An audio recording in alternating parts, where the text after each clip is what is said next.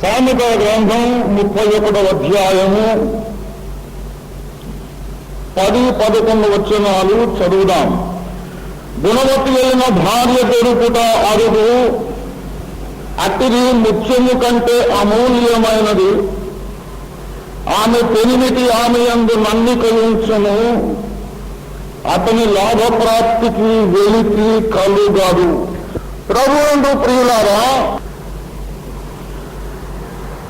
మనము సెలబ్రేట్ చేయవలసినటువంటి గొప్ప సంగతులలో ఈ వాక్యము యొక్క నిర్మాణ క్రమము కూడా ఒకటి.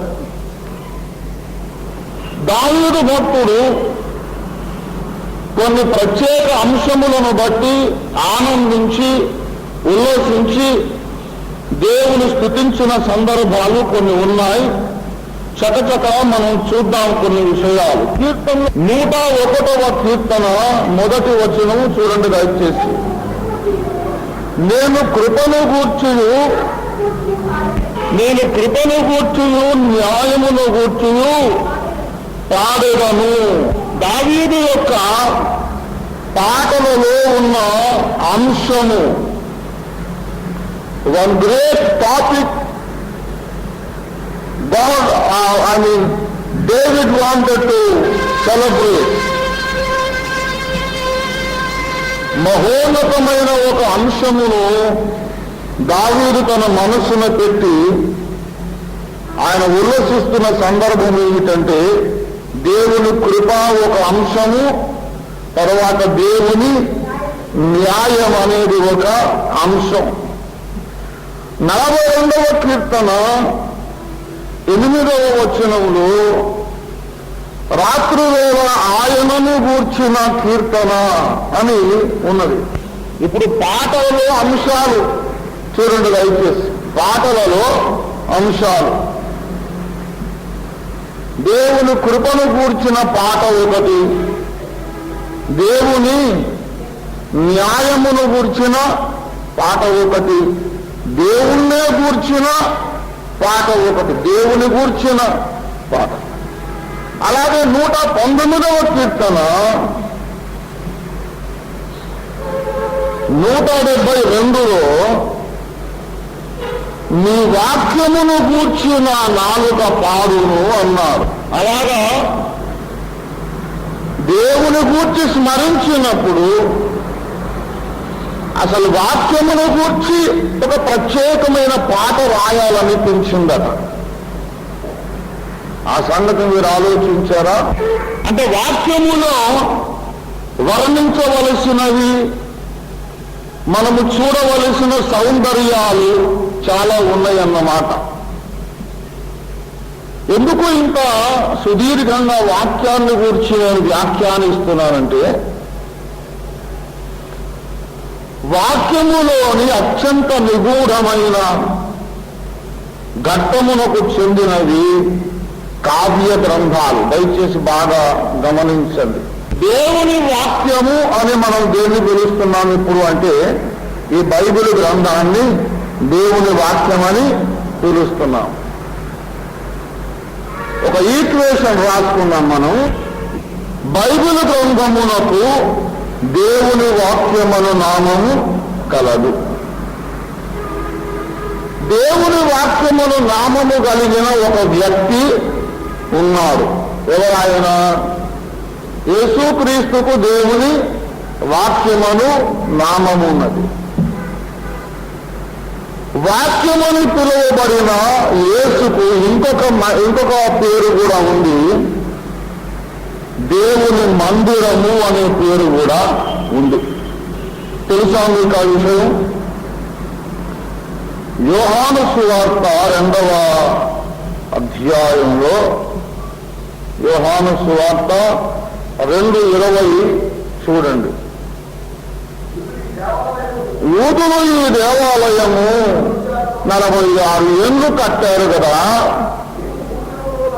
3 దినములలోనే లేపుదువా అనిది తన శరీరమును దేవాలయమును గూర్చి ఈ మాట చెప్పెను.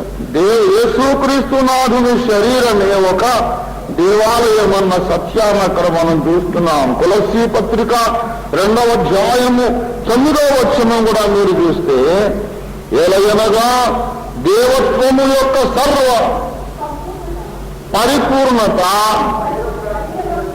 శరీరముగా క్రీస్తునందు నివసించుచున్నది. అంటే దేవుని యందలి పరిపూర్ణత అంతయు, దేవుని శక్తి, దేవుని నీతి, దేవుని జ్ఞానం, దేవుని మహిమ, దేవుని బలం, దేవుని మంచితనం, దేవుని సకల తత్వము, గుణాతిశయములన్నీ సర్వ పరిపూర్ణత ఎవరి యందున్నది? క్రీస్తునందున్నది. గనక క్రీస్తే ఒక దేవాలయం అని కూడా ఆయన చెప్పుకున్నాడు కదా, నా శరీరమను దేవాలయం. ఇప్పుడు మనం ఒక ఈక్వేషన్ చేద్దాం. యేసు వాక్యమని పిలువబడ్డాడు, యేసు ఒక దేవాలయం అని కూడా పిలువబడ్డాడు. వాక్యం అనగా యేసు, యేసు అనగా వాక్యం, యేసు అనగా దేవాలయం. వాక్యం అనబడిన యేసు దేవాలయముతో పోల్చబడ్డాడు. అవునా? దేవుడు తమకొక దేవాలయమును కట్టుకోవాలి, కట్టించుకోవాలని ఆశించినప్పుడు దాని నమూనా, దాని మాదిరి మోషేకు బయలుపరిచారు. దేవుడు బయలుపరిచిన మాదిరిలో 3 విభాగములు ఉన్నాయి. నాకు ఇలాంటి దేవాలయం కట్టుబాబు అని చెప్పాడు దేవుడు, అందులో ఉంటా నేను అన్నాడు. ఇలాంటి దేవాలయం కట్టుమని అందులో 3 విభాగములు ఉన్నాయి. దేవుడే ఇచ్చిన ప్లాన్ అది. దేవుడే దానికి ప్లానర్, ఆర్కిటెక్ట్ అన్నమాట. మొదటి విభాగము పేరు ఆవరణం, అక్కడికి ఎవరైనా వెళ్ళొచ్చు. రెండో విభాగము పేరు పరిశుద్ధ స్థలం, అక్కడికి కొందరు మాత్రమే వెళ్ళొచ్చు. లోపల ఉన్న దానిని గర్భాలయము అంటాం, గర్భగుడి అంటాం, దానిని అతి పరిశుద్ధ స్థలం అని అంటాం. ఆ అతి పరిశుద్ధ స్థలములోనికి ఎవరు వెళ్ళరు. అక్కడ ప్రధాన యాజకుడు ఒకరు మాత్రమే వెళ్ళగలడు. అది కూడా ప్రతిరోజు వెళ్ళడు, సంవత్సరానికి ఒకసారి వెళతాడు. అక్కడ దేవుడు ఉన్నాడు లోపల. కరుణాపీఠము మీద మేఘములో నేను నీకు కనబడుదును అన్నాడు. లేవియా కాండము 16 మొదటి వచనం మీరు చూసినట్లయితే, నేను కరుణాపీఠము మీద మేఘములో కనబడును గనక తొంగి చూచుటకు మీరెల్లప్పుడు లోపలికి రావద్దు. అక్కడ చావక ఉండునట్లు ఎప్పుడు పడితే అప్పుడు లోపలికి రావద్దు. అంటే అడ్డగోలుగా ఆశామాషిగా సరదాగా లోపలికి వచ్చేస్తే ఏమైపోతాడు? చచ్చిపోతాడు. వినండి, బాగా గమనించండి. మందిరంలో this is very important lesson. Let us know the Bible. ఒకవైపేమో ప్రభు వచ్చేస్తున్నాడు అంటాం, మనకు బైబిల్ యొక్క ఓనమాలు ఇంకా తెలియదు. ఇంకెప్పుడూ మనం సిద్ధపడేది. కనుక సార్వత్రిక సంఘముతోనే నేను మాట్లాడుతున్నాను. బాగా గమనించండి. ఈ మందిరములో ఉండే నిర్మాణ క్రమము వంటిది బైబిల్ గ్రంథములో కూడా ఉన్నది. ఎందుకంటే బైబిల్ వాక్యం అన్నాం, వాక్యము యేసు అన్నాం, యేసు మందిరం అన్నాం. అంటే బైబిల్ ఏమన్నాం? వాక్యం అన్నాం. వాక్యము మళ్ళీ వాక్యము యేసు అన్నాం కదా. యేసును మళ్ళీ దేంతో పోల్చాం? కనుక ఇప్పుడు ఆలయములో ఉన్నటువంటి 3 అంచెల నిర్మాణ క్రమము యేసులో కూడా ఉన్నది కదా. శరీరం, ఆత్మ, ప్రాణం ఉంది కదా. అలాగే 3 అంచెల క్రమము బైబిల్లో కూడా ఉన్నది. ఈ 3 విభాగములలో గర్భగుడికి చెందినది కావ్యములు. అత్యంత డీపెస్ట్ మిస్టీరియస్ బుక్స్ అన్నమాట. ఎక్కడెక్కడో అసలు పరమగీతం. అందుకే అసలు ఎవరికి అర్థం కాదు. ఎందుకు? ఈ దేవాలయాన్ని మళ్ళీ పరిశీలించండి. ఆవరణం అంటే అసలు అది ఆ మందిరం ఎలాగుంటుందంటే, బేకరీలో డబుల్ కొట్టు ఉంటుంది చూసారా, ఆ డబుల్ కొట్టు అలా ఇక్కడ పెట్టేసి దాన్ని పెద్దగా బ్లో అప్ చేసి ఉంచుకోండి. ఇలాగా ఉంటుందని, చాలా పెద్దది.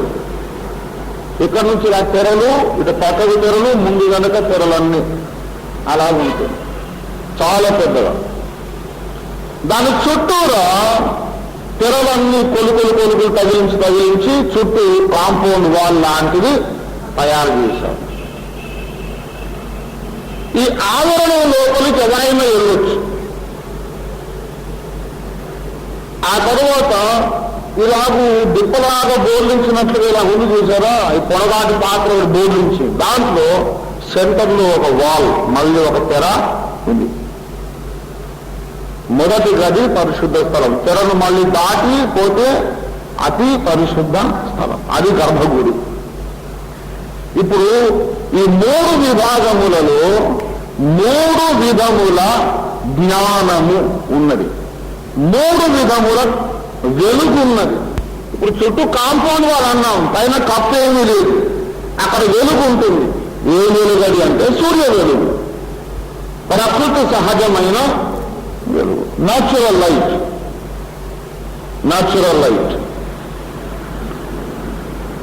ఈ రెండవ గదిలో అనగా ఈ బోర్లించబడ్డ పాత్ర లాగా ఉన్న దాంట్లో ఫస్ట్ రూమ్ ఉంది చూసారా, యాజకులు వెళ్ళగలిగినటువంటిది.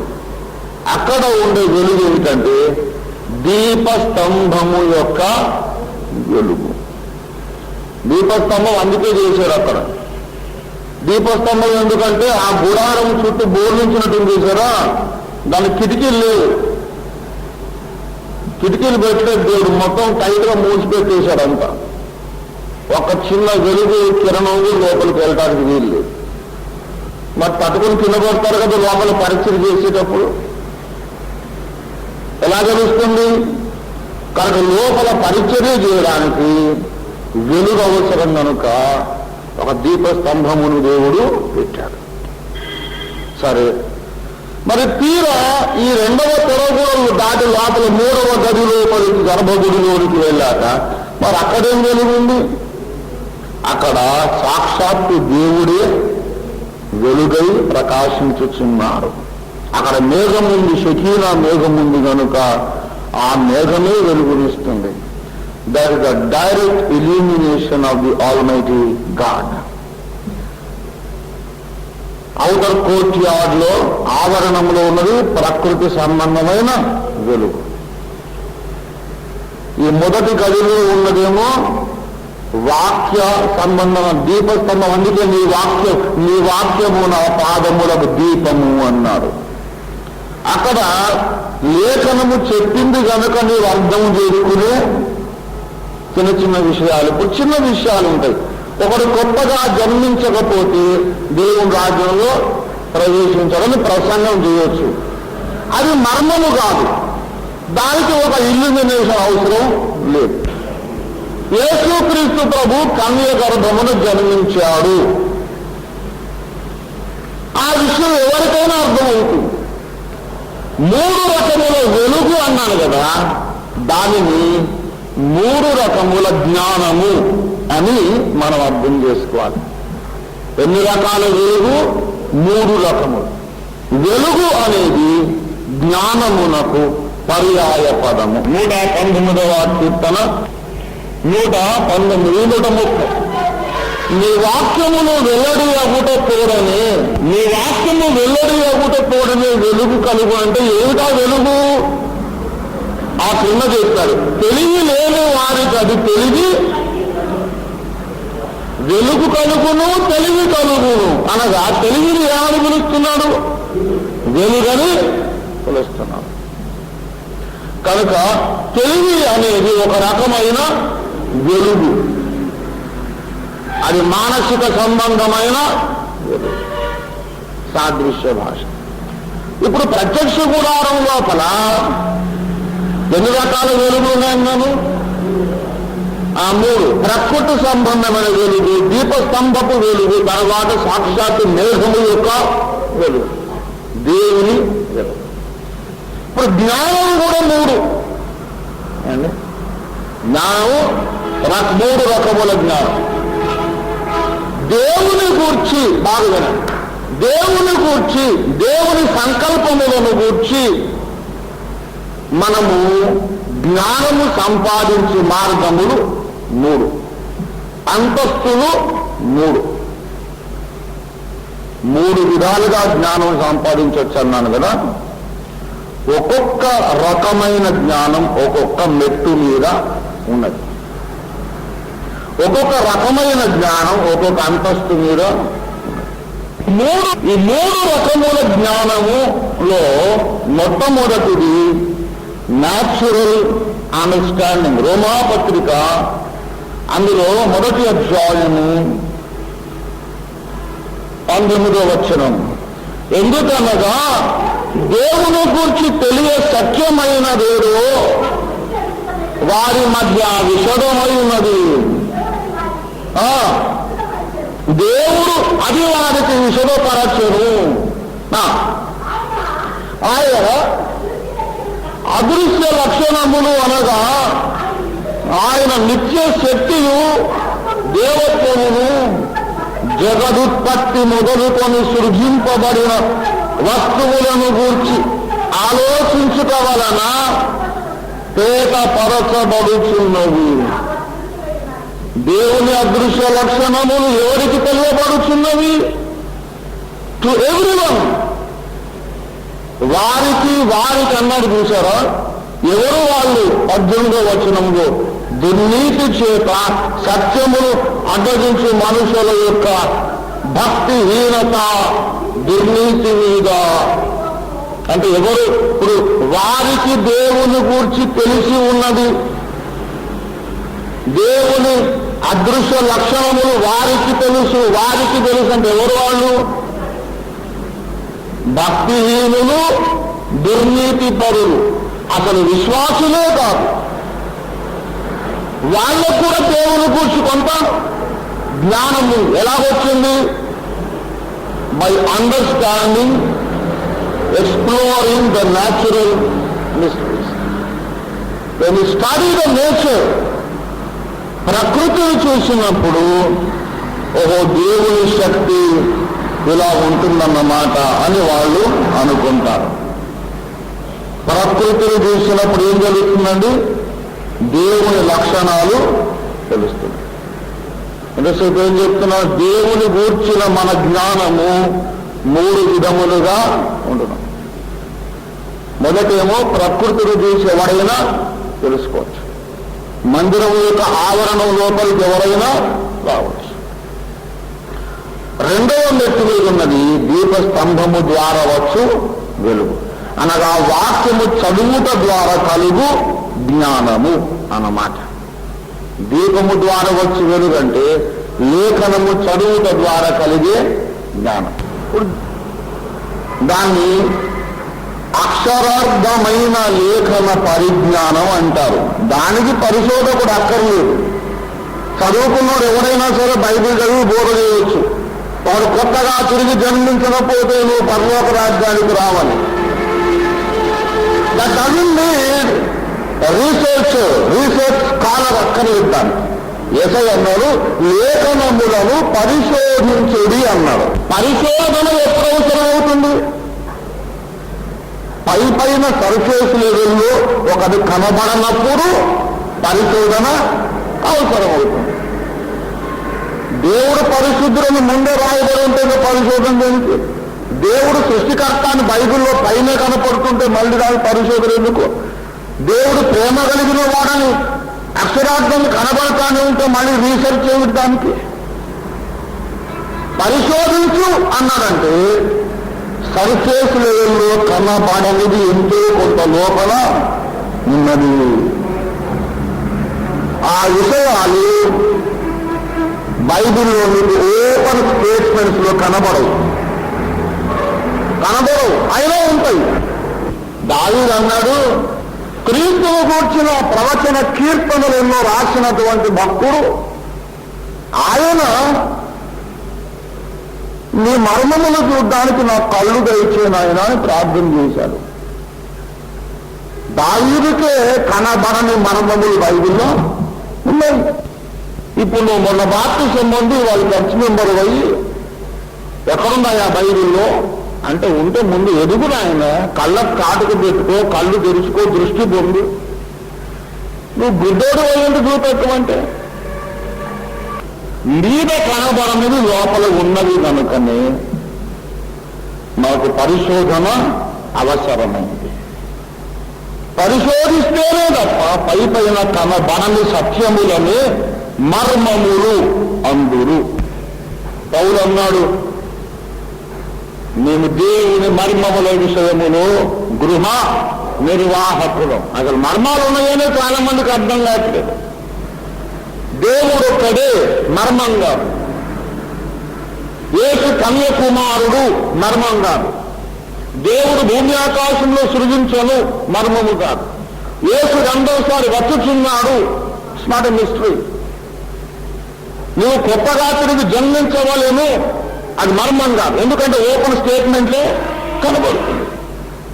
అది చెప్పడానికి పెద్ద మేధావి విజ్ఞాని పరిశోధకుడు అక్కర్లేదు. దేవుడు ఒక్కడే అనేది మర్మంగా, ఎందుకంటే ఆ మాటల అక్షరాలు అట్లాగే కనబడుతున్నాయి. కానీ ఆ ఒక్కడైన దేవుడు త్రిత్వమై ఉన్నాడు అనేది మర్మం. ఎందుకు మర్మము? త్రిత్వము అనే మాట బైబిల్ ఎక్కడ కనబడదు. కాపు గుడి, కావడి, కాపు మళ్ళీ వావట్టు, మాకు కొమ్ము, త్రిత్వము అనే అక్షరాలు బైబిల్లో ఎక్కడ కనబడవు. కనబడవు కానీ ఆ భావన ఉంది. దాన్నే కనబడకుండా మళ్ళీ అక్కడ ఉండేది మర్మమని పిలుస్తాం. దేవుని స్తోత్రం కలిగిన దాకా. అట్లాంటివి అసలు త్రిత్వం అనేది నువ్వు ఇంకా ఎల్కేజీలోనే డింకులు కోరుతున్నాడు. ఇంకా ఆయన మీ స్కూల్ పనులు ఎప్పుడు వస్తాడు? త్రిత్వం అనేది బిగినింగ్. అది ఎంతసేపటికి అదే మాట్లాడుతావు. ఇంకా అది నేర్చుకున్నాక బోర్డు ఉన్నాయి. లక్షల కోట్ల మైళ్ళు ప్రయాణం చేయాలి, ఇది అక్కడే చదువుకులు కూడా ఉన్నారు. త్రిత్వం యొక్క మర్మము, ఆ తరువాత లెక్కకు మించిన మర్మములు బైబిల్లో ఉన్నాయి. మన గొప్ప చాలండి, ఇంకొక 100 ఏళ్ళు దేవుడు మనకు ఆయుష్కాలం ఇచ్చారా బైబిల్ను అర్థం చేసుకోవడానికి చాలదు. It's not sufficient. ఎన్నో ఉన్నాయి, తవ్వండి, టైం తీసుకుని ఉపవాసం ఉండండి, ప్రార్థన చేయండి, ప్రభువుని అడగండి. దావీదులాగా దేవుడు మీతో మాట్లాడే ఎన్నో సంగతులు తప్పక బయలుపరుస్తాడు. దేవునికి స్తోత్రం కలుగునుగా. హల్లెలూయా. ఆ మర్మములను బైబిలులోని అక్షరముల సహాయముతో గాక దేవుని ఆత్మ నీ ఆత్మను వ్యక్తిగతముగా ముఖాముఖి తాకుట ద్వారా, స్పృశించుట ద్వారా దేవుడే నీ మనోనేత్రాలు వెలిగించి నీ కళ్ళకు కనబడిచే సత్యాలు, నీ మనస్సుకు దేవుడిచ్చే జ్ఞానం, అది అతి పరిశుద్ధ స్థలములోని వెలుగును పోలి ఉన్నది. కొన్ని సంగతులు ఏమో న్యాచురల్ విజ్డంతో అర్థం చేసుకుంటాం, కొన్ని సంగతులు ఏమో వాక్యం చెప్పినందుకు అర్థం చేసుకుంటాం, కొన్ని డైరెక్ట్ గా దేవుడు చూపినందుకు అర్థం చేసుకుంటాం. ఈ 3 గదులు విజ్ఞానములో, దైవ విజ్ఞానములో 3 అంతస్తులు ఉన్నాయి. అలాగే బైబిల్లో కూడా ఈ బైబిల్లో రాయబడినటువంటి దైవ ప్రత్యక్షతలలో కొన్ని ప్రత్యక్షతలు ఏమో అన్యులు కూడా చదువుకొని గ్రహించుకోవచ్చు. మరికొన్ని ప్రత్యక్షతలు రక్షింపబడిన వారికి మాత్రమే అర్థమయ్యేవి. మరికొన్ని మర్మములు గర్భగుడిలో ఉన్నాయి. అది ఆత్మ తైలముతో తప్ప తడిసిన ప్రధాన యాజకుడు ఒక్కనికి మాత్రమే అర్థమయ్యేవి. అంటే ఆత్మాదిశక్తులకు తప్ప ఇవెవరికి అర్థం కావు. ఆ గర్భాలయానికి చెందిన లేఖనాలే కావ్యములు. ఏమండి, గర్భాలయానికి చెందినదే కావ్యం. అక్కడ తీసుకుపోయి పెట్టాడు దేవుడు దీన్ని. ఏ గ్రంథాన్ని? మనం చాలా దూరం నడవాలి. అందుకని నేను చెప్పానంటే ప్రకటన గ్రంథము క్షుణ్ణంగా అర్థం కావాలి. ఉదాహరణ చెప్తాను.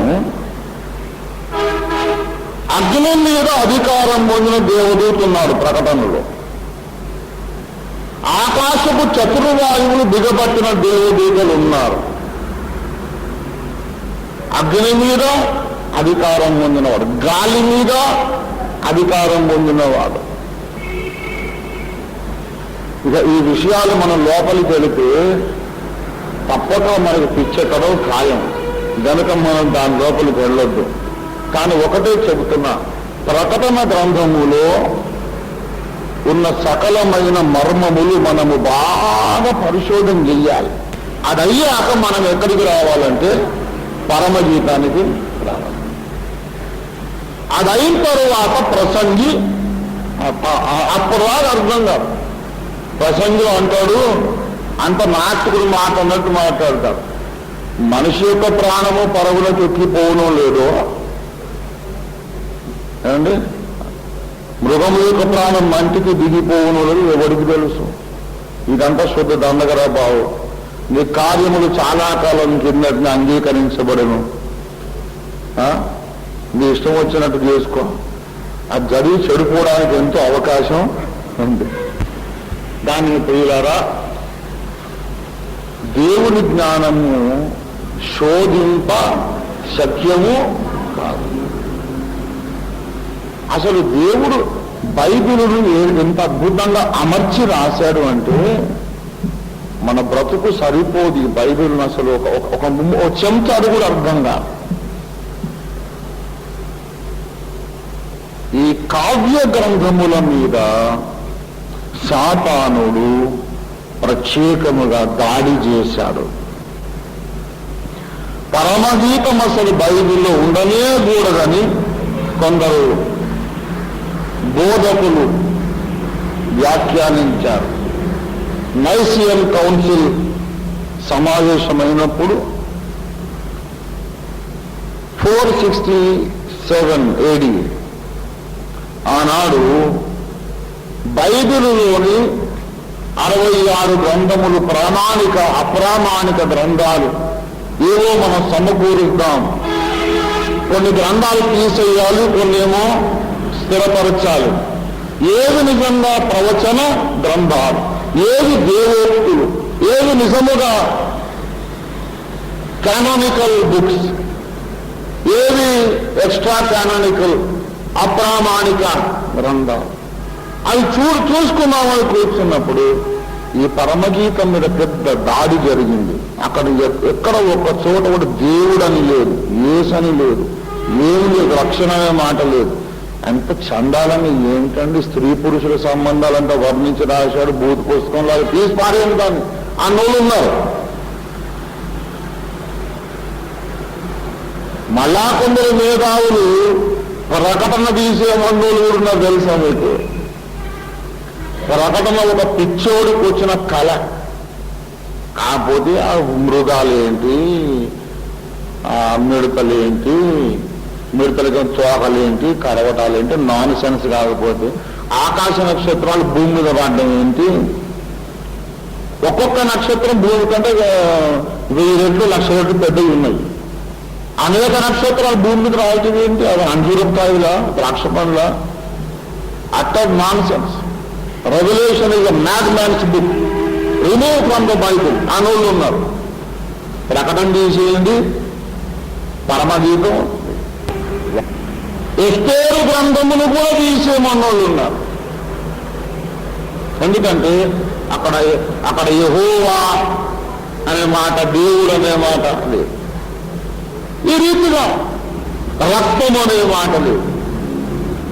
ఇవి తీసే కానీ దేవుడు, పరిశుద్ధాత్మ దేవుడు బలముగా పనిచేసి పెద్దల సభలో ఆయన కార్యం చేసి ఈ 66 గ్రంథాలు మనకు అప్పగించాడు. ప్రియులారా, సాతాను కావ్య గ్రంథములను తీసేయమని ఎందుకన్నాడు? వాడు ఎందుకు ప్రయత్నం చేశాడంటే, అంత్యకాలములో మనకు అవసరమైన గర్భాలయ విజ్ఞానం కావ్యములలోనే రాయి.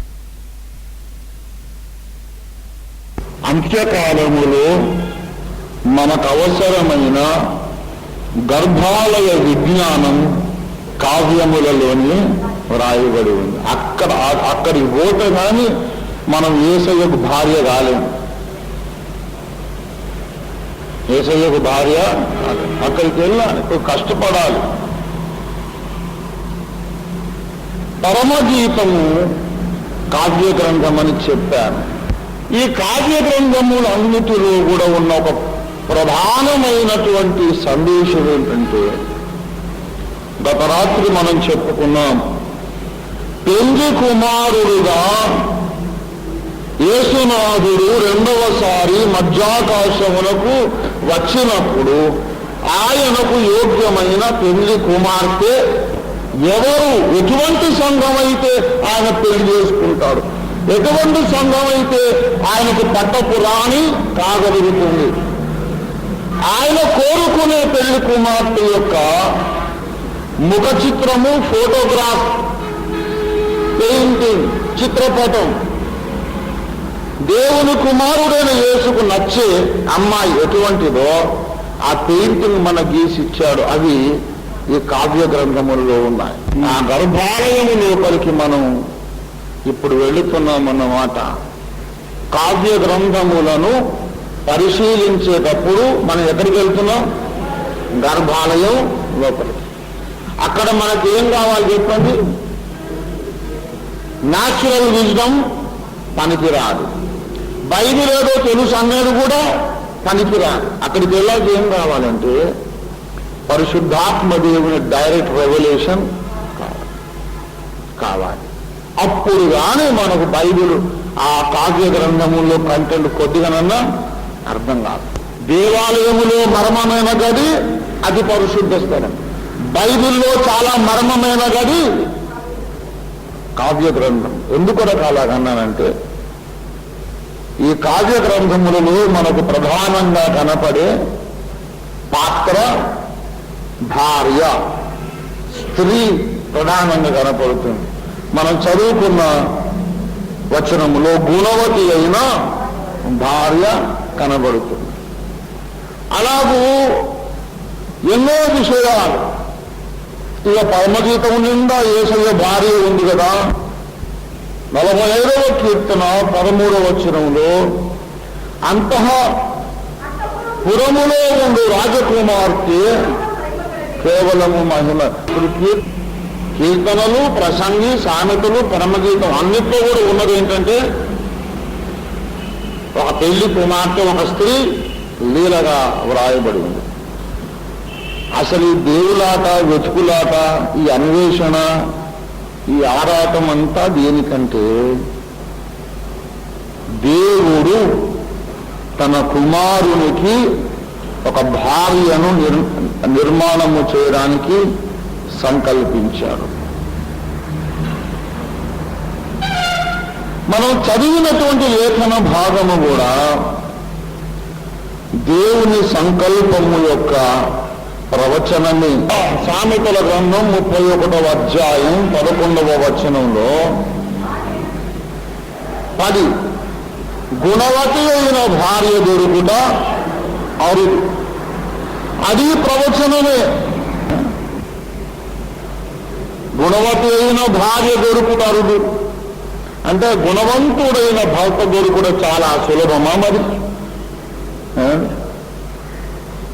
గుణవంతుడైన భర్త దొరుకుట సులభమా? ఎంత కష్టమో ఆడవాళ్ళని అడగండి చెప్తారు. అసలు గుణవతుడైన భార్య దొరుకుట కష్టమేమో కానీ గుణవంతుడైన భర్త దొరుకుట అసంభవము అని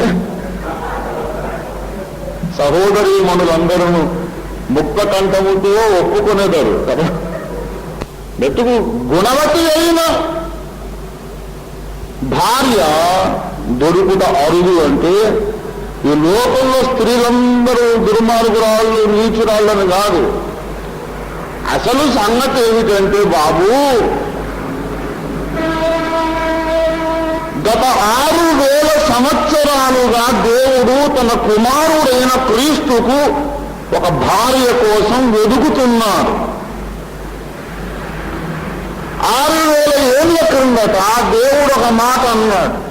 6000 కాదు, 6 లక్షలు 6 కోట్ల ఏళ్ళలో ఈ విశ్వమే ఆవిర్భావం కాకముందు, కెరూబులు శరాఫులు లేకముందు, పరలోకమే లేకముందు, అంతులేని సువిశాలమైన శూన్యంలో ఎక్కడో తేజో మండలములో దేవుడు ఒక్కడు మాత్రమే ఉన్నప్పుడు దేవుడు అన్నాడు, నా కుమారుడు ఒంటరిగా ఉండుట మంచిది కాదు. నా కుమారునికి సాటి అయిన సహాయమును వాని కొరకు చేయుదు. దేవుడు అప్పుడు అన్నాడు. ఆదికాండము 2:18 ఉన్న మాట దేవుని నిత్య సంకల్పము యొక్క ప్రతిధ్వని. దేవుడు ఆ తేజో మండలములో సమీపించ సత్యము గాని తేజస్సులో ఒకడు మాత్రమే కూర్చున్నప్పుడు దేవుని రొమ్మున అద్వితీయ కుమారుడు ఉన్నాడు. దేవుడికి బిగినింగ్ లేదు, ఆయనకి బిగినింగ్ లేదు. దేవుడు అక్కడ కూర్చొని అన్నాడు, నా కుమారుడు ఒంటరిగా ఉండటం మంచిది కాదు, నేను వానికి సాటి అయిన సహాయమును చేసేదని అన్నాడు. అక్కడ దేవుడు పలికిన మాట ప్రతిధ్వనించి మారుమ్రోగి ఆదికాండం 2లోకి వచ్చి పడింది. That is an echo of the eternal council of God. అప్పటి నుంచి దేవుడు ఏమి చేసినా ఇందు కొరకే చేశాడు. కెరూబులను చేశాడు, శరాఫులను చేశాడు. ఆ కెరూబుల్లో ఒకడు సాతానయ్యాడు. లెక్కలేనన్ని ప్రపంచాలను, కోటాను కోట్ల ప్రపంచాలు నిర్మించాడు. ఎన్నో యుగములను ప్రారంభించాడు, యుగములను ముగించాడు. యుగముల అంతమంది ఈ భూమిని చేశాడు. ఈ భూప్రపంచం మీద మళ్ళీ మానవ జాతిని చేశాడు.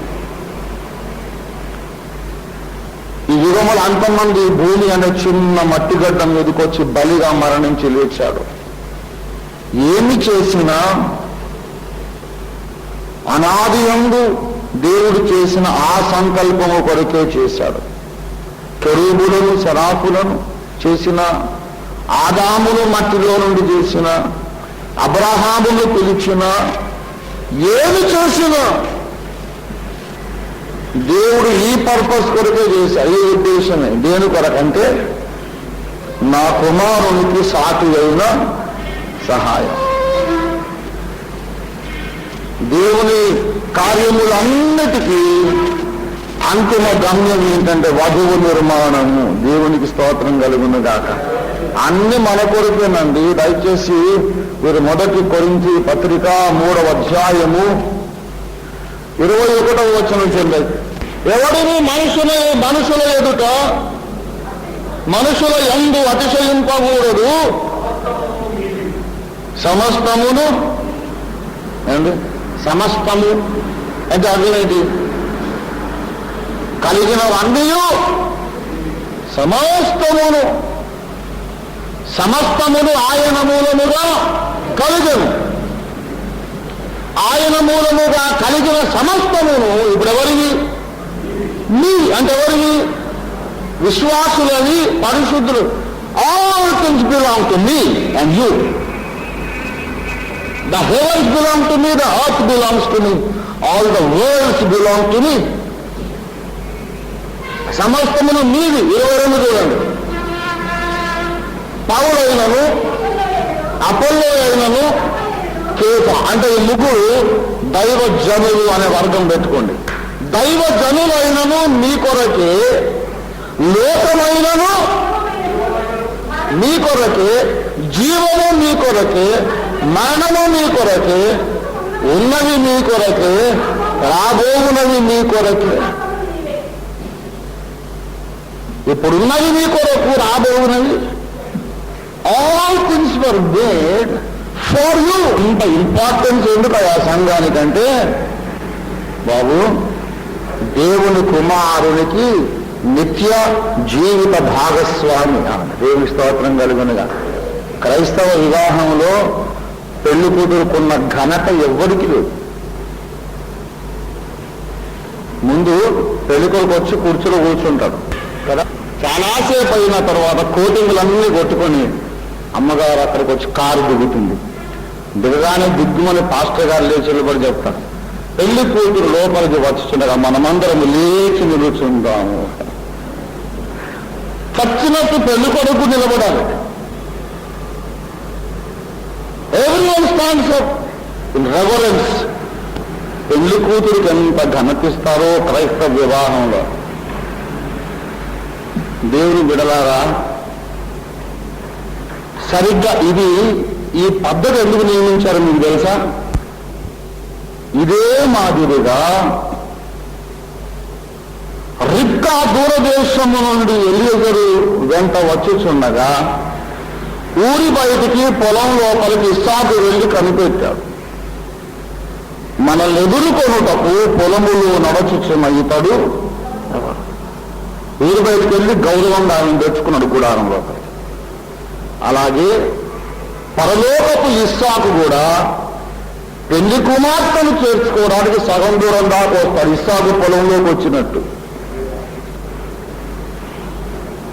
ఆ రాజ దర్బారులో కెరూబులు శరాసులో ఆయనకు మొక్కి సలాము చేస్తుంటే పెళ్లి కూతురుని తీసుకుని రమ్మని ఎవరన్నా పంపొచ్చు కదా. ఆయనే బయలుదేరి హుటాహుటిని మధ్యాకాశానికి వచ్చి సగౌరవంగా తన పెళ్లి కుమార్తెను రిసీవ్ చేసుకుంటారు. దేవుని స్తోత్రం కలుగును గాక. ఎందుకు ఇది చెప్పానంటే, సంఘము అను పెళ్లి కుమార్తెకు దేవుని సంకల్పములలో ఉన్న ప్రాధాన్యత, ప్రాముఖ్యత ఇంత అంతని చెప్పలేము. దేవుడు తనకు తాను ఎంత ప్రాముఖ్యత ఇచ్చుకున్నాడో అంత ప్రాముఖ్యత సంఘములకు ఇచ్చారు. దేవుని స్తోత్రం కలుగును గాక. హల్లెలూయా. సమస్తమును నీవి అన్నాడు. కొలసీ పత్రిక 1వ అధ్యాయము 16వ వచనం. సర్వమును ఆయన యందు సృజింపబడెను,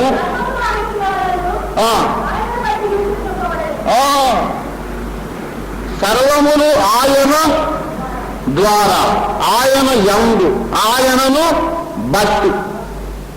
కానీ ఆయన కోసం అని ఎందుకు లేదు? కుదరదు.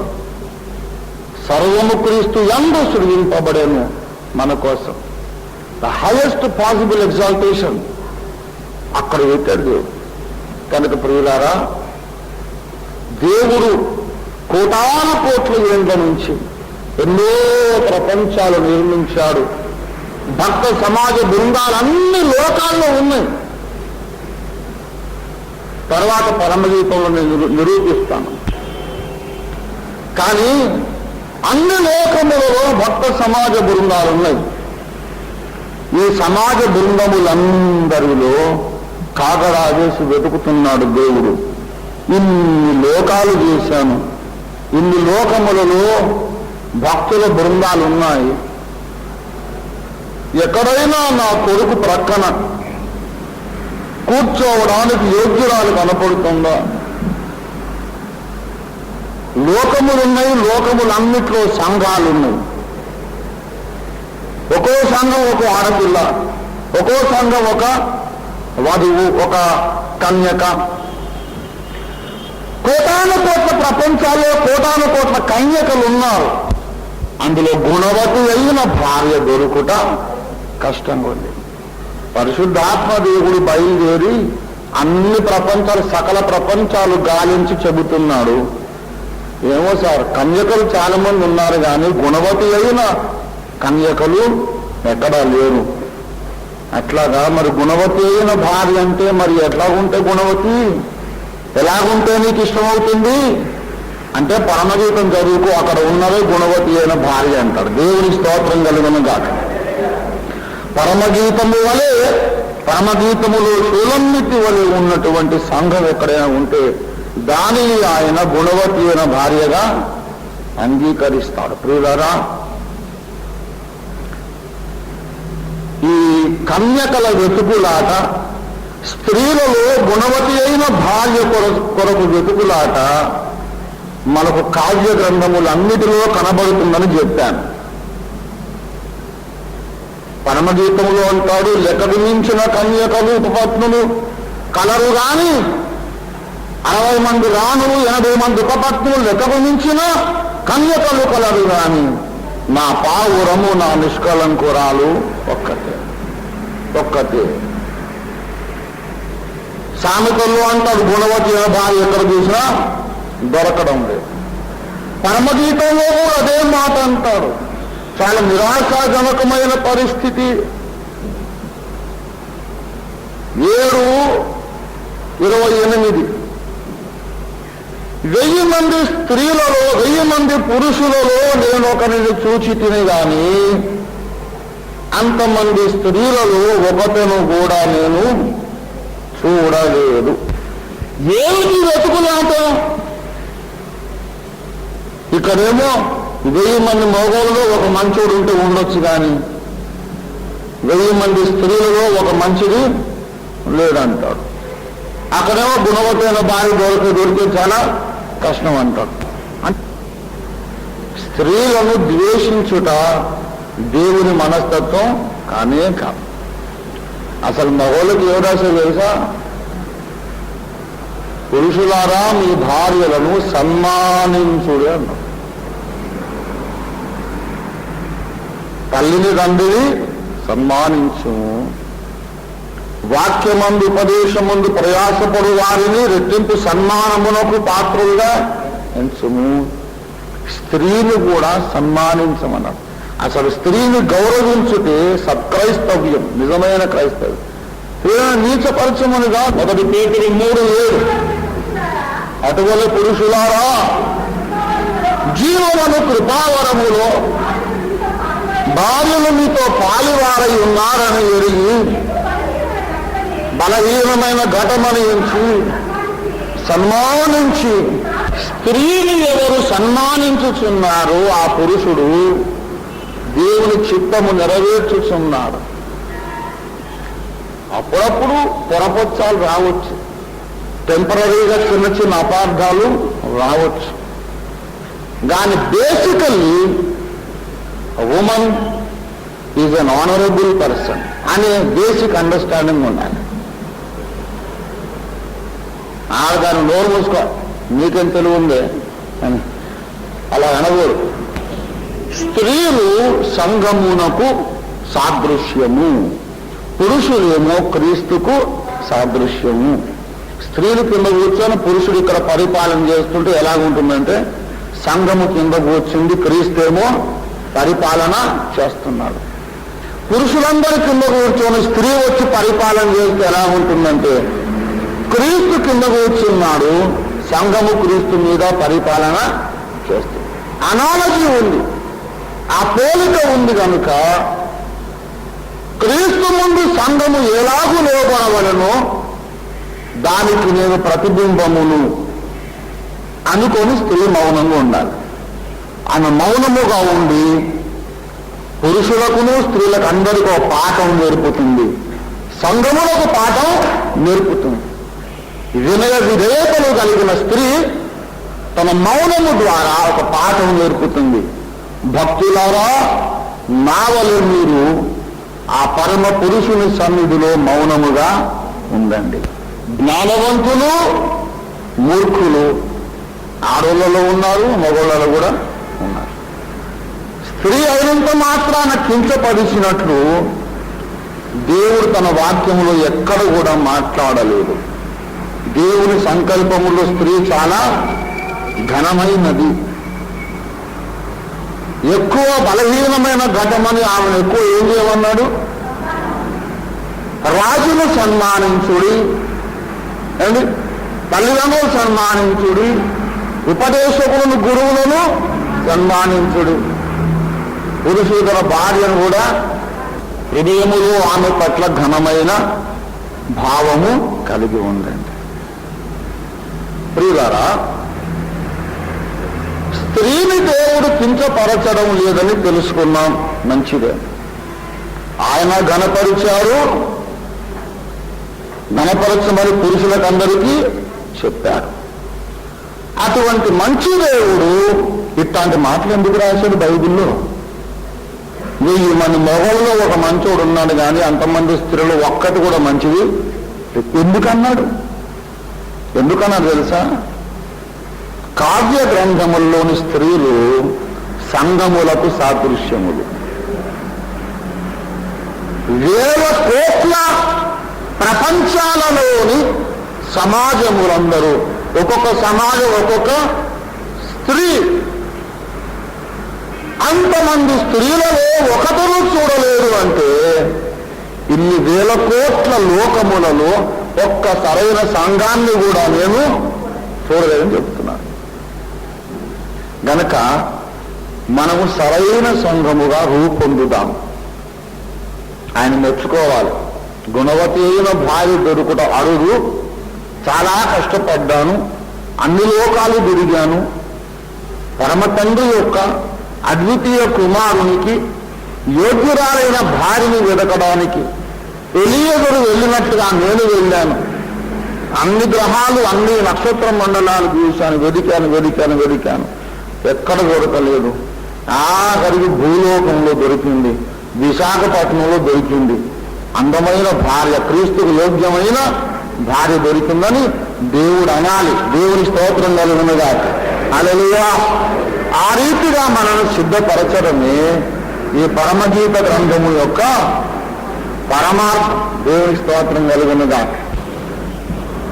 పరమగీతములో సంఘము స్త్రీతో పోల్చబడినది కనుక పరమగీతములో స్త్రీ యొక్క అవయవముల వర్ణన కొంతవరకు కనబడుతుంది. దాన్ని చాలా మంది అపార్థం చేసుకున్నారు. స్త్రీ శరీర నిర్మాణ వర్ణన కొంతవరకు ఉంది. చూడండి, మనస్సు అపవిత్రంగా ఉంటే అన్నీ అపవిత్రంగానే కనపడతాయి. కానీ మనస్సు పరిశుద్ధమైతే మనకేది అపవిత్రం కాదు. అవయవములను ఎందుకు వర్ణించారంటే, వినండి బాగా, మనము క్రీస్తు శరీరమందు ఒకరికొకరము అవయవములమై ఉన్నాము. 1 కొరింథీ పత్రిక 12:27 చదువు. పరమగీతములో ఆమె కన్నులు, ఆమె దంతములు, ఆమె పెదవులు అవన్నీ వర్ణించాడు కదా. ఒక్కొక్క అవయవము ఒక్కొక్క రకమైన విశ్వాసులను సూచించుచున్నదని అనుకోవాలి. పరిశుద్ధ గ్రంథములో ఇదొక గొప్ప మర్మమైనటువంటి వ్యాఖ్యాన పద్ధతి. ఉదాహరణకు, నీ కనపలు విచ్చిన దారిమ ఫలములు అన్నాడు అనుకోండి. కొందరు విశ్వాసులను వర్ణిస్తున్నాడు, అది అందులో పాపం లేదు. నీ కన్నులు ఇలా ఉన్నాయి అన్నారు, నీ పెదవులు ఎరుపు నూనెను పోలి ఉన్నావు అన్నారు. అంటే కొందరు విశ్వాసులు ఎరుపు నూలు వంటి వారని అర్థం. అది చాలా పరిశుద్ధమైనటువంటి బాంధవ్యమును, పరిశుద్ధమైన భక్తి జీవితమును సూచిస్తుంది. నీ నాలుక కింద మధుక్షీరములున్నవి అన్నారు. నీ 4:11 నీ పెదవులు తేనెలు ఉరుకుచున్నట్లు ఉన్నాయి. అంటే అపవిత్రమైనది కాదు. తేనె అనగా దేవుని వాక్యం అని అర్థం. నీ వాక్యము తేనె జుంటి తేనె దాయల వలె మధురమని మాట్లాడుకున్నారు. కనుక పెదవులు తేనెలు ఒలుకొచ్చున్నవి. అంటే సంఘ కన్యక యొక్క నోట్లో నుండి ఏమి రావాలి? వాక్యం అనే తేనె రావాలి. నీ నాలుక క్రింద మధువు క్షీరము ఉన్నది. మధువు అంటే తేనె, క్షీరం అంటే పాలు. పాలన్న వాక్యమే, తేనన్న వాక్యం. పాలు పోషకాహారము. నూతనంగా పుట్టిన బిడ్డలకు పాలు పోషకాహారం, తేనె మాధుర్యము కొరకైనటువంటి లక్షణం. మీరు ఎన్నైనా చెప్పండి, ప్రతి మాటలో దేవుని మహిమ కనపడుతుంది. ప్రతి మాటలో కొంతమంది భక్తులు కనపడుతున్నారు. ప్రతి వర్ణనలో, ప్రతి అంగములో, అవయవములో కొంతమంది శ్రేష్ఠులైన మహాభక్తులు అక్కడ ఉన్నారు. నీకు ఆ దృష్టి ఉండాలి. తలకాయ నిండా పాపం పెట్టుకొని ఏం జరిగినా నీకు అపవిత్రంగానే కనపడుతుంది. కనుక మొట్టమొదట ఈ పరమగీతం అనే శ్రేష్టమైన మర్మమైన గ్రంథమును మనం అర్థం చేసుకోవాలంటే మన మనస్సులో నుండి అపవిత్రమైన భావనలు ముందు కడిగి వేయబడాలి. మీ మనస్సు పవిత్రమైపోతే అందులో దేవుని మర్మమైన సంకల్పము మనకు అర్థమవుతుంది. ప్రియులారా, నీ పలు వరుస అని వర్ణించాడు. నీ కన్నులు గువ్వ కన్నుల వలె అగపడుచున్నవన్నాడు. ఇవన్నీ కూడా కొంతమంది భక్తులు కన్నుల వంటి వారు అండి. మనం ఒకరికొకరు ఏమై ఉన్నాం? అవయవము. సురంగతి శరీరములో కన్ను ఒక అవయవం. సంఘమనే శూలమితిలో కూడా కన్ను అనే అవయవం ఉంది. కన్ను ఏం చేస్తున్నారు? చూస్తుంది. అంటే కొందరు భక్తులు దేవుని ప్రత్యక్షతలను చూచే సామర్థ్యము కలిగిన వారు. కన్ను చూచుటే సర్వదేహము చూచుట. దేహమంతా కన్ను అయితే వినుట. కనుక ఒక్కొక్కరు ఒక్కొక్క వరము కలిగి ఉంటారు. చూచుట అనే వరము కొందరికి ఉంటే వాడిని ఏమని పిలిచాడు? కన్ను. వినుట అనే వరము కొందరికి ఉంటే వాడిని ఏమని పిలిచాడు? చెవి. అలాగన్నమాట.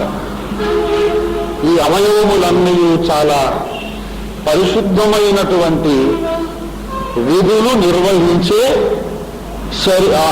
విశ్వాసులని అర్థం. ఈ అవయవములలో ఏది లోపించినా భక్తునికి సంపూర్ణత ఉండదు, సంఘానికి సంపూర్ణత ఉండదు. మళ్ళీ అవయవములలో జ్ఞానేంద్రియాలు వేరు, జీర్ణావయవాలు వేరు, ఇవన్నీ వేరు. ఇవన్నీ సంఘములో విశ్వాసుల ఉద్దేశం. మళ్ళీ ఇందులో బహిరంగ అవయవాలు వేరు, అంతరంగ అవయవాలు వేరు. ఇప్పుడు గుండె, కాలేయం, ఊపిరితిత్తులు కనపడతాయా పైకి? అవి కనపడితే మనిషి చచ్చిపోతాడు. మెదడు కనపడుతుందా? కనబడదు. కనబడే అవయవాలు కొన్ని, కనబడని అవయవాలు కొన్ని. జ్ఞానేంద్రియాలు, జీర్ణేంద్రియాలు, పరిచారిక అవయవాలు, 3 రకాలు.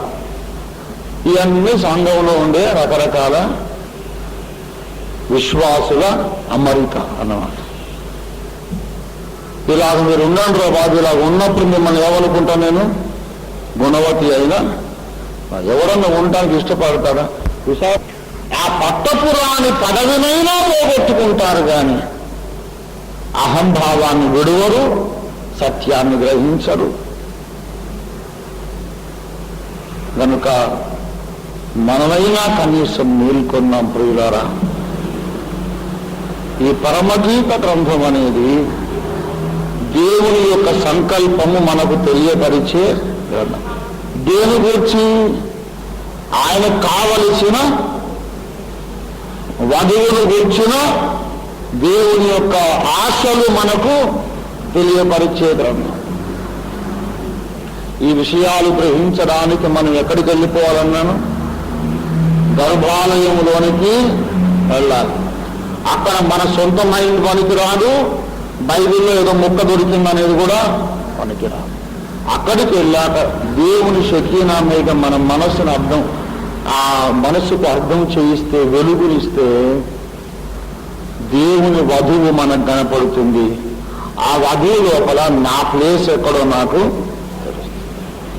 తెలుస్తుంది.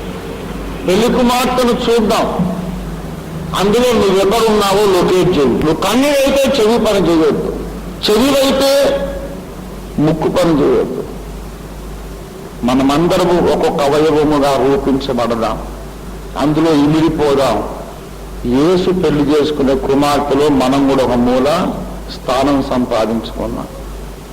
ఆ జ్ఞానం మనకు అబ్బుట కొరకే ఈ గ్రంథం మనకి ఇవ్వబడింది. దేవుడు మనకు అటువంటి అంతరంగపు సిద్ధపాటును దయచేయునుగాక. ప్రార్థన చేసుకుందాం. దయచేసి తలలు వంచండి. ప్రేమ కలిగిన మా